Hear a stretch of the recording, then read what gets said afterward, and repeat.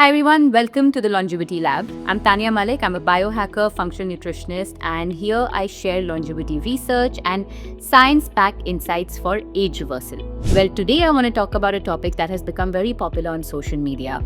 Do women need more sleep? Well, the short answer is yes. And the reason is very simple because we are hormonal beings and we have a lot of hormonal fluctuations that happen through this 28-day cycle. Along with that, the fact that we make a lot more brain connections through the decisions we take during the day. We also pay much deeper focus on emotional and social aspects around us. And very interestingly, research shows that women actually tend to be more balanced between the left and right side of, or the left and right hemisphere of their brain. So essentially, we are making or using a lot more of this neural network throughout the day. And this combination drives the fact that we do need a lot more sleep. But what is more important is that it is also very difficult for women to get quality deep sleep. Science now understands that women actually struggle with a lot more awakenings that happen through the night. We essentially have fragmented sleep, get much lesser deep sleep, not only have difficulty falling asleep, but also have difficulty staying asleep. And again, these fluctuating hormones are to be blamed. See, we have a lot that happens throughout the month. And to put it simply, estrogen plays an important role in getting deep sleep, while progesterone plays an important role in getting what we know as REM sleep. So our hormones not only, these sex hormones are not only important for our monthly cycle, but they're also very, very important for our mental health, our emotional health, as well as getting quality sleep. And then of course also for our muscle health. But let's talk about sleep only today, and how this fluctuates or changes through the various phases of our menstrual cycle, and then what can we actually do to improve our sleep levels. Or to put it simply, how can we biohack sleep for women? But before that, let's talk a little bit about how this disruption in sleep becomes a lot more prominent when women enter their perimenopausal or menopausal phase. And specifically, during the menstrual cycle, this becomes more difficult, or sleep becomes more difficult during the luteal phase, which is the last phase just before you get your menstruation or your period. I'll talk about the details of this as we move forward, but since I spoke about perimenopause, I realized not a lot of people recognize just how long perimenopause lasts for. Now, we know now that perimenopause can last for as long as a decade and start at an age as early as 35 or 36 for Indian women. That means women in their 35, 36, 37 could actually be going through perimenopausal phase. And symptoms are not always exaggerated or loud, right? Not always things that we've heard of like night sweats. These could be subtler shifts like mood swings that have become a lot more exaggerated during your menstrual cycle. Your menstrual symptoms or pain has become a little bit more. You feel it a little bit more than you used to earlier, if not extremely painful. Also, some women like me begin to feel their ovulation phase. There's certain symptoms very close to PMS symptoms that start to appear during the ovulation phase. And changes or shifts in sleep become a lot more apparent. At least for somebody like me, before I entered my perimenopausal phase, I honestly had no sleep-related issues in sync with my menstrual cycle. But now, in my perimenopausal phase, specifically during the luteal phase, which is the last week or 10 days, for me it's actually clocked to the last 5 days just before I get my period or my menstrual cycle begins, sleep is excruciatingly painful. Typically for me, a good night's sleep means getting about an hour and a half of deep sleep, an hour and a half of REM sleep. But during this luteal phase now, after doing everything right, and trust me, I'm becoming extremely type A about it and doing everything right from morning to evening, I still manage to clock only about 45 to 50 minutes of deep sleep every night. Talking about this, in case you guys don't know, sleep is cyclic, which means that throughout the night we fluctuate from deep sleep to REM sleep to core sleep. Deep sleep is where all of the cleaning and the restoration and the rejuvenation of the body and the brain takes place. The REM phase is where our mind actually creates new memories, the new neural sort of pathways are built, everything, all of the information that we got during the days, then organized by our brain during the REM phase, also typically when we get those dreams or the vivid dreams. And the core sleep is the largest chunk of sleep that happens in the night. Now, it can be slightly different for different people, but typically an hour and a half of deep sleep is considered good. And for me, because I track my sleep very strongly, this difference between my hour and a half of good night's sleep or deep sleep on a good night's sleep compared to only a 45 minutes after really biohacking for sleep during my luteal phase just shows how much of an impact our hormonal cycle can have on sleep quality and sleep depth. Alright, now let's understand a little about what actually happens during the menstrual cycle, specifically related to these hormones. Typically, the beginning of the cycle or the menstrual cycle is considered the first day of our menstruation or the first day of our period and lasts for about 5 odd days in a typical cycle. Now, this is when progesterone and estrogen have completely dropped or are at its lowest. During the menstrual phase, our body begins to release FSH, and this is what brings us into the follicular phase.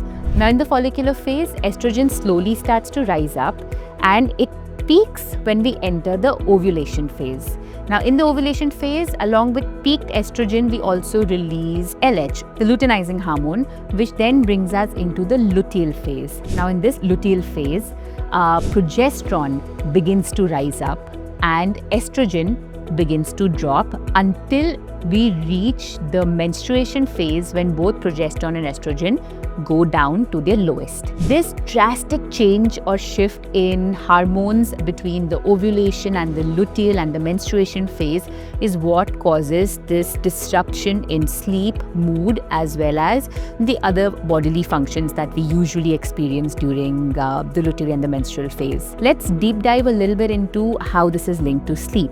Now, like we saw earlier, estrogen is related to or linked to deep sleep, while progesterone is linked to REM sleep or just being calm in general. When this sudden rise during between the ovulation phase and the luteal phase happens in progesterone, it drastically rises. This is the first disruption that happens in our sleep cycle. And then when estrogen now begins to drop down, this drop in estrogen during the luteal phase starts to decline the quality of the deep sleep that we get every night. Another interesting thing happens during this shift between progesterone and estrogen is that we become, or our bodies become, a lot more sensitive to cortisol. You typically know cortisol as the stress hormone, but of course I've said this before that while yes, it's a stress hormone, it is very, very important for our body for many functions. But during this phase, because we are sensitive to cortisol, of course, anxiety levels go high, mood swings are something that a lot of us experience. But in relation to sleep, it not only disrupts the depth of our sleep, but a lot of us wake up in the middle of the night.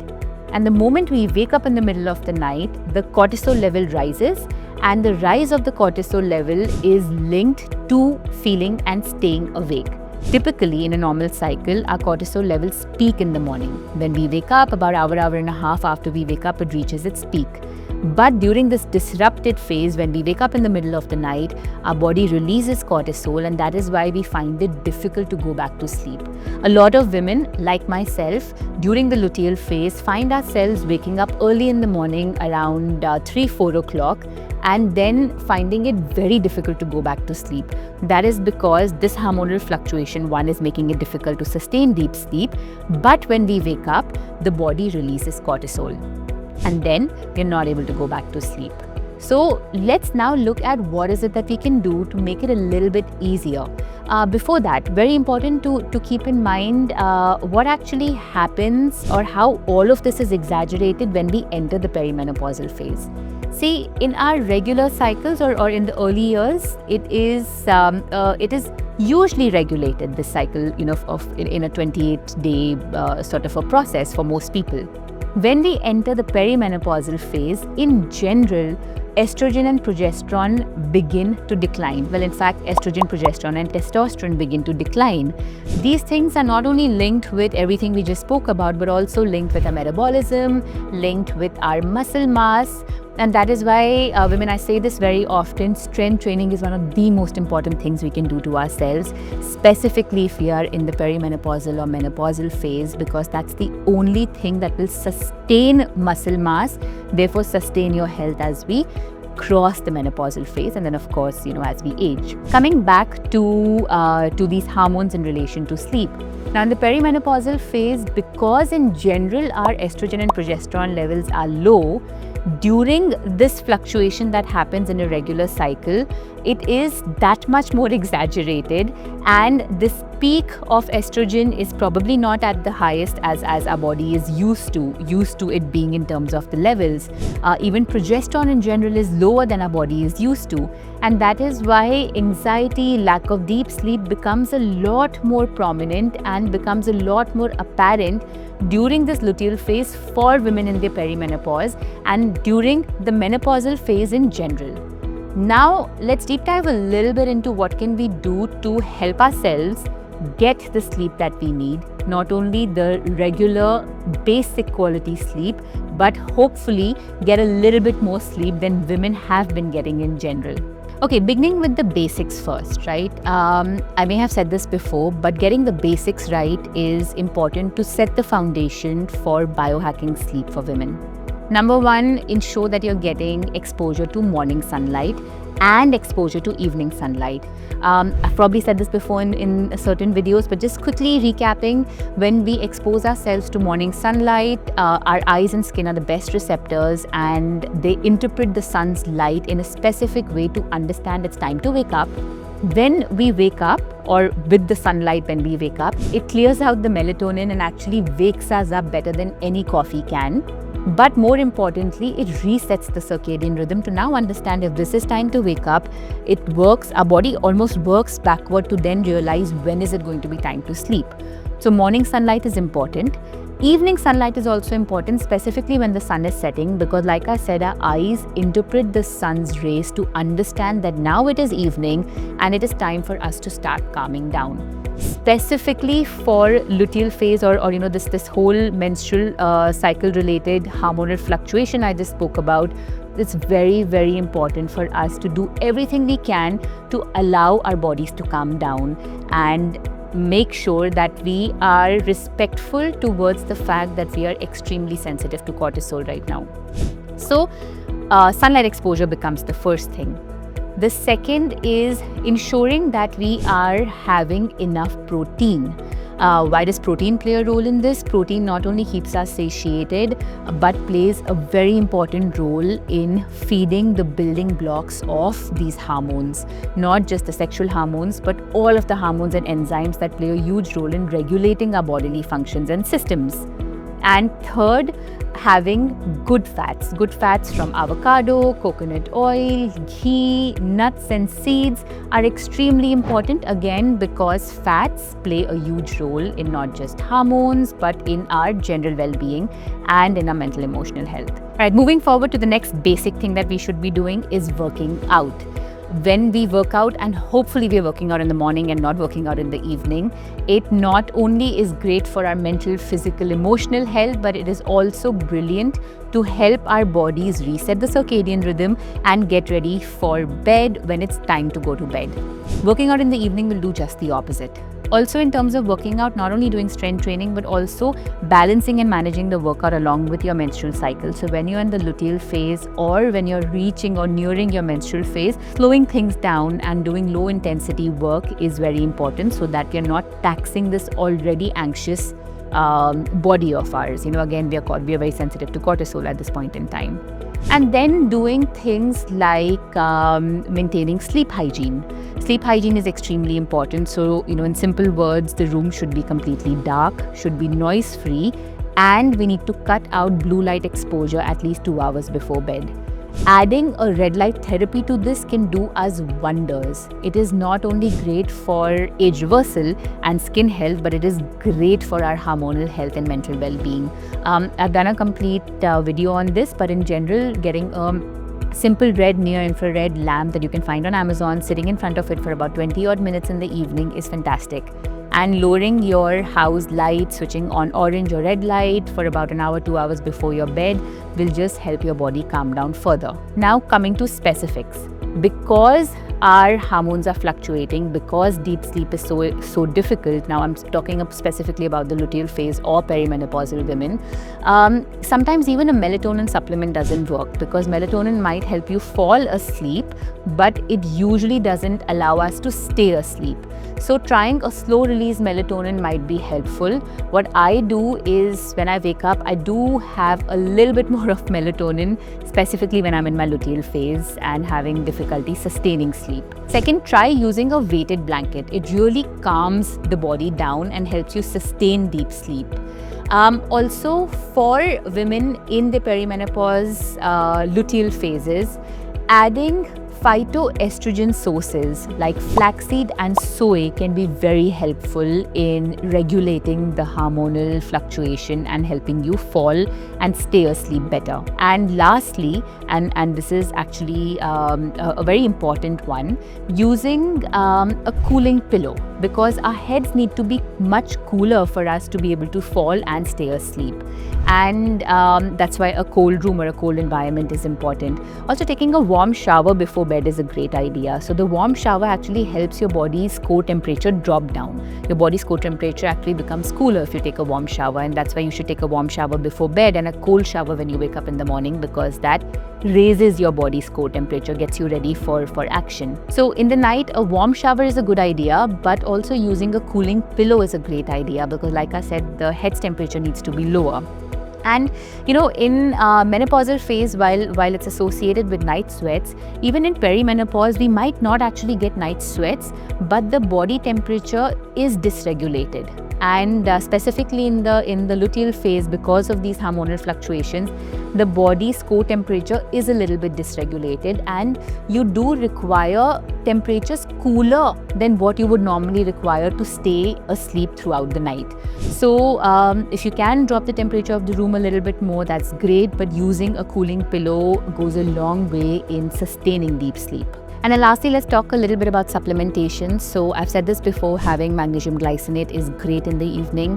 It really calms the nervous system down and helps you fall asleep. But if you're in your luteal phase or perimenopausal phase, and in your perimenopausal luteal phase, adding ashwagandha in the evening actually makes a huge difference. At least for me and a lot of women that I've worked with, adding 400 mg to 600 mg of ashwagandha supplementation in the evening, specifically in the luteal phase, really helps sustain sleep. Since I've spoken about cortisol sensitivity, if you are one of those women who end up waking up early in the morning or middle of the night and then are not able to fall back asleep, that means your cortisol is getting activated, or your body is releasing cortisol and you're not able to fall back asleep. There's a great hack for this. Before bed, have a combination of magnesium glycinate or magnesium bisglycinate, same thing, with coconut oil and collagen, unflavored collagen please, so that there are no unnecessary sugars that are going in.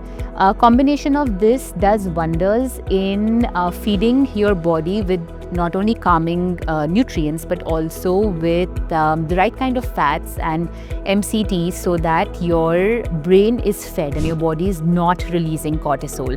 So it maintains a calm state and goes a long way in making sure you're not getting those disruptions of waking up, and even if you do wake up, it becomes a lot easier to fall back asleep. Having said that, if you do wake up and you do need to have a snack, please don't have a carb heavy snack or a sugary snack, and which means not even having fruit, because while fruits are healthy, they do have a high glycemic index, or do have they're going to release glucose and spike your insulin. You don't want to do that. So instead of that, if you do wake up and you are hungry, having a little bit of coconut oil is a great hack to help you go back to sleep. And if that is not enough, then having a handful of nuts, maybe some walnuts, is also a great way to satiate that hunger and then go back to sleep. Alright, this was all about sleep and our hormonal cycle. So hopefully these scientific insights and biohacks will help you get the deep quality sleep that all of us not only need, but women we absolutely deserve. As a side note, also